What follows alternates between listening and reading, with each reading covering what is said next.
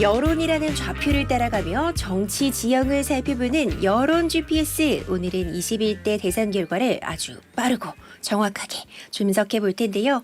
어김없이 배종찬 인사이트 K 연구소장, 김봉신 메타보이스 부대표님 나오셨습니다. 두 분 어서 오세요. 안녕하십니까. 안녕하십니까.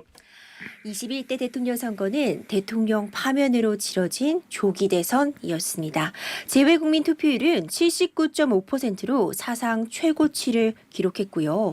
평일 이틀간 치러진 사전 투표율은 34.74%로 역대 두 번째로 높은 투표율을 기록하며 최종 투표율 어느 정도 나올지 많은 관심 모았는데요. 28년 만에 최고 투표율 나왔습니다. 79.4%, 거의 80%에 육박을 했어요. 김 대표님, 이 수치 어떻게 보셨어요? 예, 상당히 높은 수치죠. 2000년대에 들어가지고 가장 높은 그런 투표율을 기록을 했습니다. 그런데 또 인구수는 2018년 이후에 이제 약간 좀 떨어진다고는 했는데 선거인 수, 그러니까 유권자 수가 역대 최다 규모였습니다. 그런데 거기에서 또 투표율을 이번에 최고치를 찍었는데요. 그렇게 되다 보면 상당히 많은 분들이 나왔다. 그렇게 되는 것은 이제 진보 보수 성향과 상관없이 많은 분들이 사실은 진보 보수 진영 내에서는 대부분이 투표하실 수 있는 분들은 다 나왔다 이렇게 보고요. 그렇게 따졌을 때에 득표하는 득표율뿐만 아니라 최다 득표 수도 인상 깊다 이렇게 봐야 될 것 같습니다. 최다 득표 수 부분도 좀 집중을 해주셨습니다. 배 소장님, 사실 네. 사전투표에서 보수 강세 지역으로 좀 불리는 영남 지역 투표율이 좀 낮아서 뭐 본투표 때는 보수층 결집하느냐 이런 부분도 관전 포인트였고요. 단순히 수치만으로 놓고 보면은 김문수 후보의 득표율과 이준석 후보의 득표율을 더하면 단순히 더해 놓으면은 만약 단일화했으면 그러니까 이런 이야기가 수치상으로만 보면 그렇죠. 나올 수도 있으니 결과적으로 보수층 그래도 집결했다 이렇게 볼 수 있을지도 좀 궁금하거든요. 저는 세 가지로 이제 분석을 한다면 짧게요. 하나는 이제 여전히 부정선거 의혹이 보수 유권자들에게는 강한 영향을 미쳤다. 그래서 이른바 3인 봉국 현상. 사전투표는 민주당, 본투표는 국민의힘. 이 현상이 있었고, 두 번째는 투표율에도 진영 간 대결 현상이 두드러졌어요. 그러니까 실제로 보면은 전남 같은 경우에는 사전투표율이 높았지만 본투표율이 막 높아진다 그러니까 전남에도 투표율이 또 높아져요. 본투표율이. 그리고 서울도 강남 지역 투표율이 높아지니까 강북 지역 투표율이 6월 3일 당일을 또 올라가요. 그러니까 심지어는 투표율마저도 대결을 벌이는 진영 간 대결 구도가 있었고, 아니 뭐 그런 거예요. 이제 국민들의 주권을 투표권을 행사를 하는 거니까 좋은 일이죠. 근데 또 하나는 이제 세 번째는 이 TK 지역에 또 판이 좀 불리하다라고 이제 이렇게 이 국민의힘 내부에서는 위기감이 감돌자 누가 나섰습니까? 박근혜 전 대통령. 그러니까 박근혜 전 대통령이 다녀간 지역은 그 영향이 없다고 볼 수 있는 게 충북 옥천은 김문수 후보가 앞섰잖아요. 네. 그 이런 걸 보면 또 부울경도 상당히 위태롭다라는 그런 이야기가 전해졌었는데 결국 PK는 또 김문수 후보가 부산, 울산, 경남 다 가져갔어요. 여하튼 뭐 조금이라도 앞섰어요. 근데 8년 전 탄핵 같은 경우에는 선거를 갈 수가 없는 박근혜 당시 대통령이 탄핵 국면이잖아요. 그러니까 부산에서 당시에 1위 득표를 문재인, 울산에서 1위 득표를 문재인이 했단 말이에요. 이런 걸 보면 투표율마저도 이제는 진영 간 대결 구도.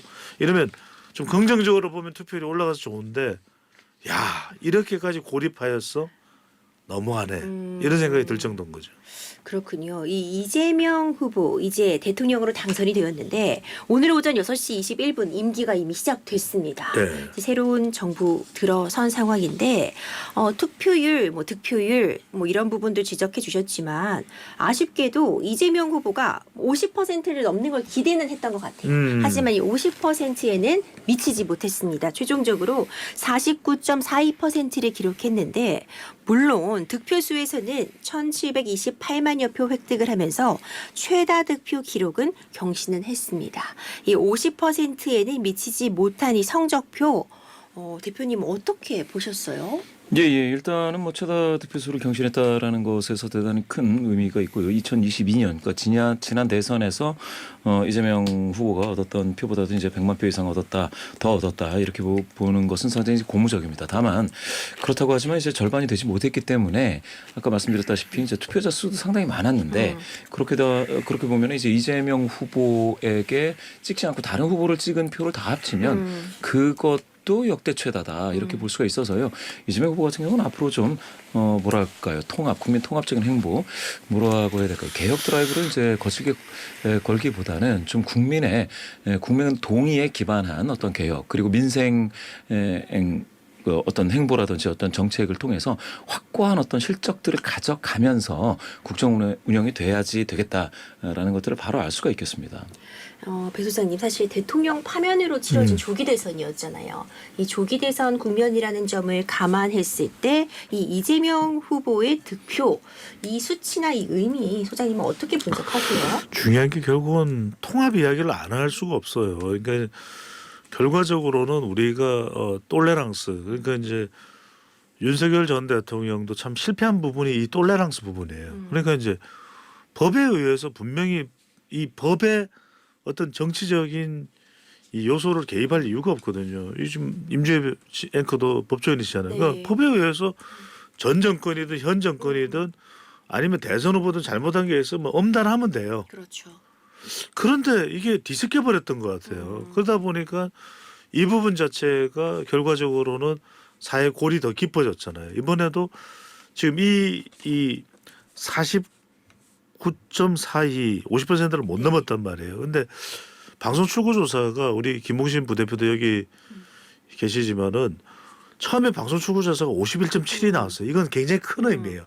51.7은 뭐냐면 2012년에 박근혜 후보가 얻었던 87년 직선제 개헌 이후에 최다 득표율입니다. 네.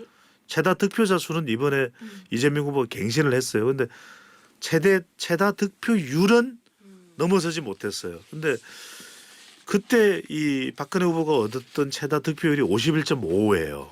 근데 이번에 보면은 방송 출구 조사는 51.7을 이야기했기 때문에 만약 그랬다면 역대 최다 득표율을 뛰어넘는 거였거든요. 근데 그렇지 못하다는 거는 적어도 통합, 똘레랑스, 관용 이야기를 안 할 수가 없어요. 이거를 내란 이 심판이라는 것을 이 임기 내내 정치권 곳곳에 덕지덕지 묻혀버리면 또 이게 우리 사회의 분열은 이건 예고된 거나 다름없다. 세 번째는 무슨 말씀 드리고 싶었냐면 결국 50%를 넘지 못하다 보니까 이재명 대통령이 직면한 부분이 또 재판 리스크 이야기가 또 나올 수밖에 없어요. 그러니까 더 압도적으로 이번 대선에서 승리를 했더라면 그 부분까지도 좀 묻고 갈 수 있는데 묻고 가 뭐 이렇게 될 가능한데 이것 자체도 결국은 뭐와 연동될 수밖에 없는 지지율이에요.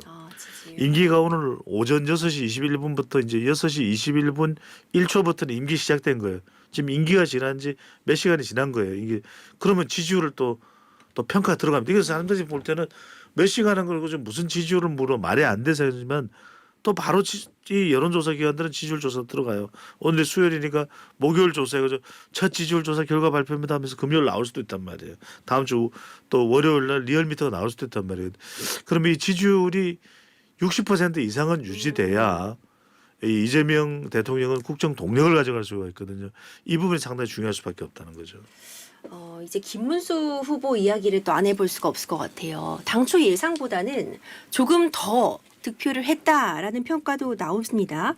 40% 득표율 넘느냐가 관심이었는데 41.15% 받았습니다. 김 대표님, 이 이유도 좀 분석을 해보고 싶어요. 이준석 후보의 표가 김문석 후보 쪽으로 그러니까 당초 예상보다 조금 이동을 했다고 볼 수 있을지, 아니면 앞서 배 소장님께서도 분석을 해주신 것처럼 최근에 이명박 박근혜 전 대통령의 지지가 어떤 부분, 일정 부분에 있어서는 또 영향을 끼친 건 아닌지 어떻게 분석하고 계신가요? 예, 맞습니다. 김문수 후보가 이제 40%를 여론조사에서는 전화면접 조사에서 이제 확실히 넘지 못하고요. 또 중도 성향이신 분들 중에 내지는 이제 적극 투표 의향자 중에서는 상대적으로 좀 낮았기 때문에 40% 선을 못 넘는 거 아니냐 이렇게 봤는데 이게 넘었습니다. 일단은 제가 봤을 때는 이번 대선이 그 김문수 후보를 많이 볼 수 있는 그런 환경은 아니었습니다. 사실 이재명이냐 또 이재명이 아니냐, 이재명을 좋아하냐 싫어하냐 뭐 이런 것들로 많이 결정이 됐었고요. 그런 의미에서 제가 봤을 때는 김문수 후보가 인적으로 후보로서 대표를 하기는 하지만 사실상 이재명 후보에 대한 어떤 경계심, 뭐 어떤 균형 심리 이런 것들이 반영되는 측면이 일부 있었겠다고 봅니다.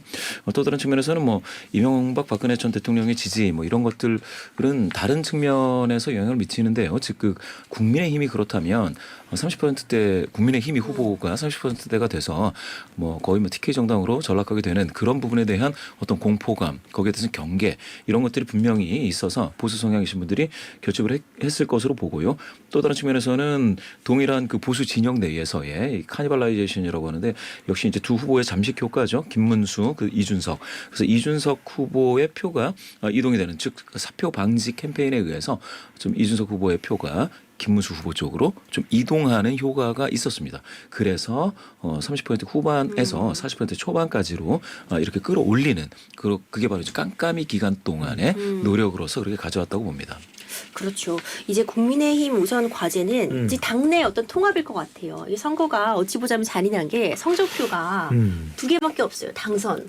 그리고 당선되지 못함. 어찌 보자면 득표율 이런 부분도 분석에 있어서 매우 중요한 자료지만 최종적인 결과로만 놓고 보면 국민의힘 많은 생각을 할 수밖에 없을 것 같은데 지금 갈래도 많다고 그렇죠. 보여집니다. 뭐 친윤, 반윤, 친한, 친김문수 이 여러 가지 갈래로 나뉘어 있는데 앞으로의 상황 배 소장님 어떻게 보고 계세요? 이렇게 되면 이제 친수가 부각이 될 거예요. 이제 친김은 너무 많고 이제 네. 김 헷갈리잖아요. 그러니까 이제 친문 그러면 문재인 또 이렇게 헷갈리잖아요. 그러니까 이제 친수로 되겠죠. 친수. 아, 친수. 이제 친수가 부각될 거예요. 이게 왜냐하면 이 41.15라는 결과가 애매롱이에요.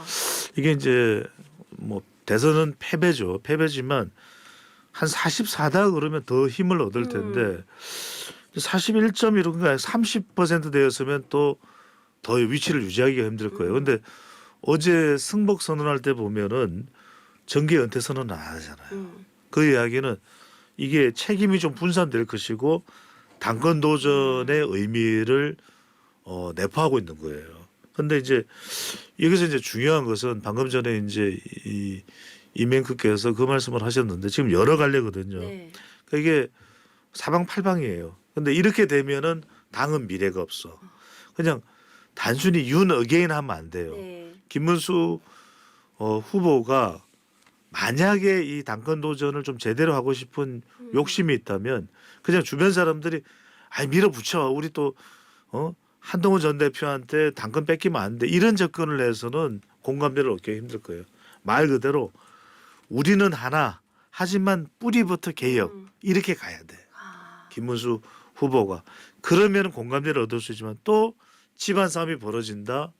그러면 내년 지방선거도 없고 그 다음에 그 후내년에 이 후내년인가요? 이제 국회의원 선거도 없는 거고 이제는 당의 미래가 없어요.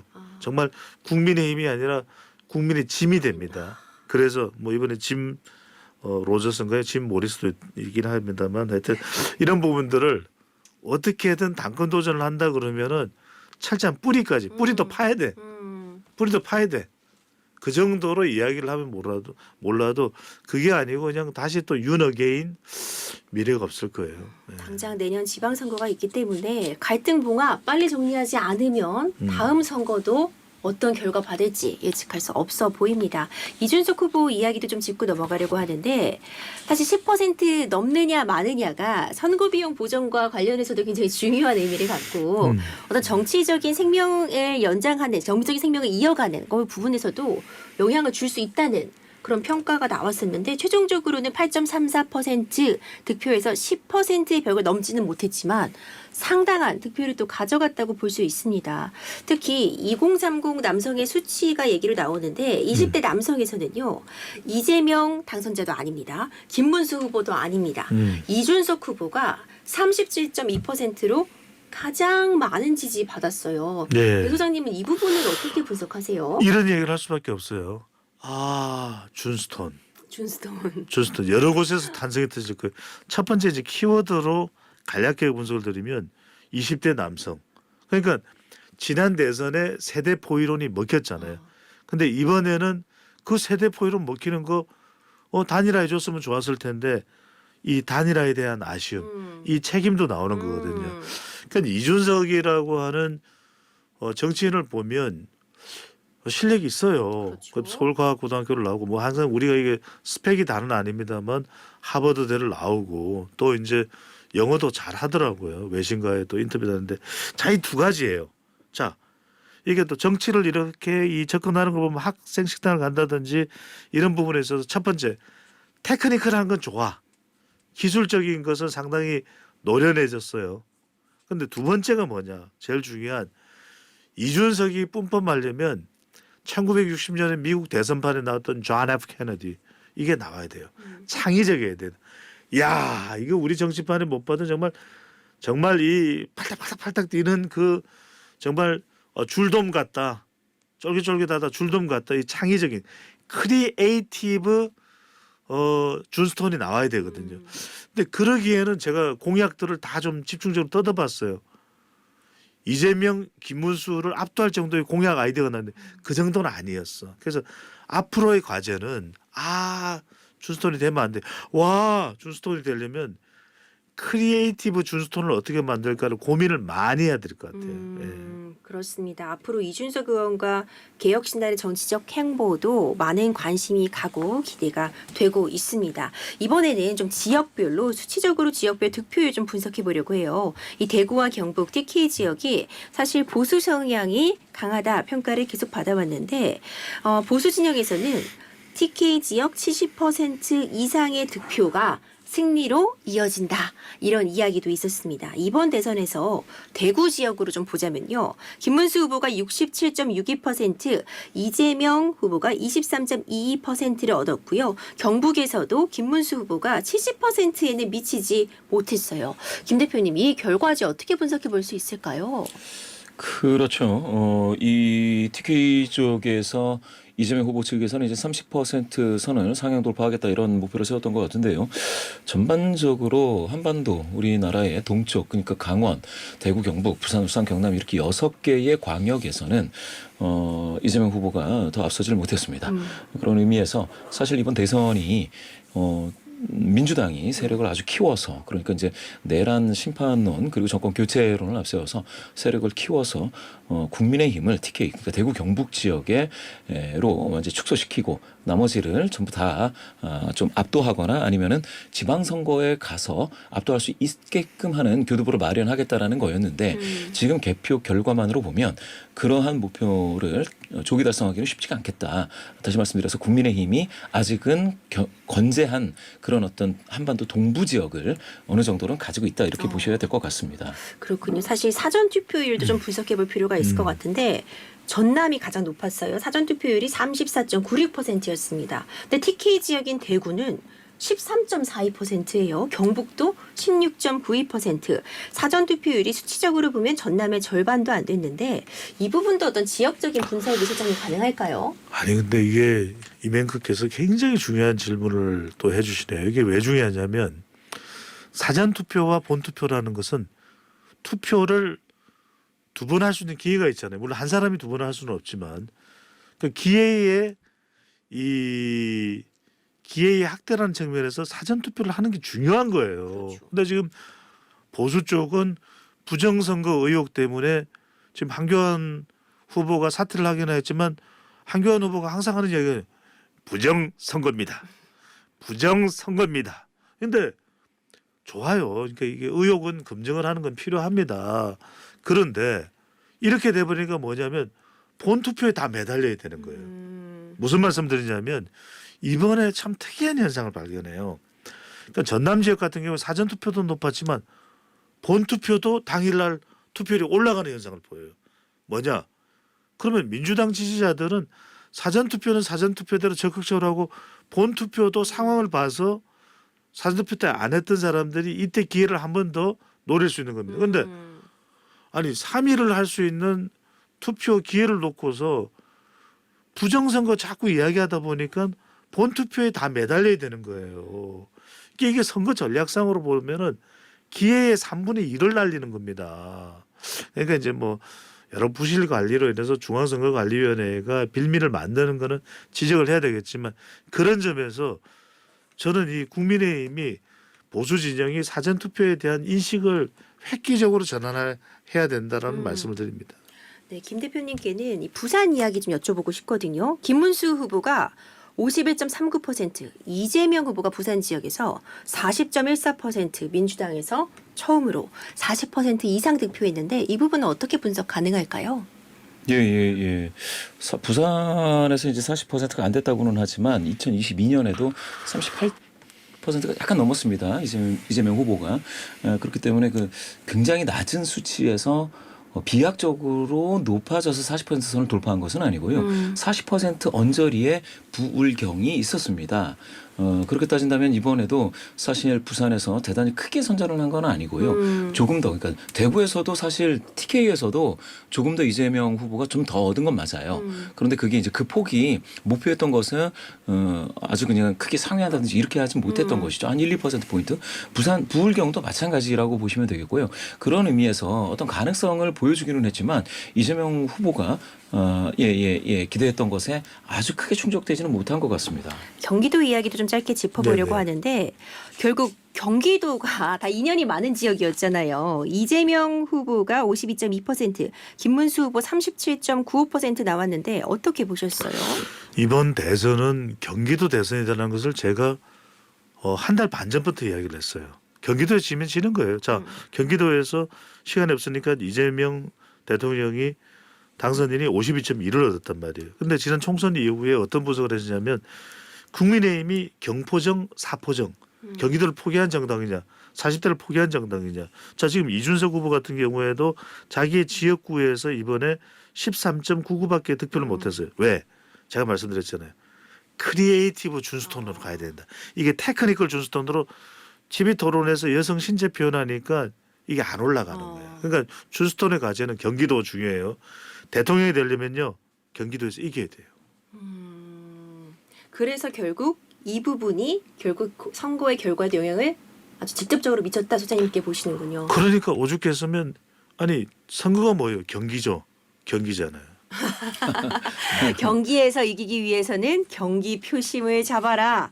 배 소장님의 날카로운 분석까지 살펴봤는데 사실 결국 투표가 수싸움이잖아요. 그렇죠. 수를 많이 얻어야지 이기는 거기 때문에 이렇게 다소 지역적이라고도 볼 수 있지만 지역별로 인물별로 상황별로 나눠보는 게 저는 굉장히 유익하고 좀 의미 있는 분석이었다. 이렇게 생각이 됩니다.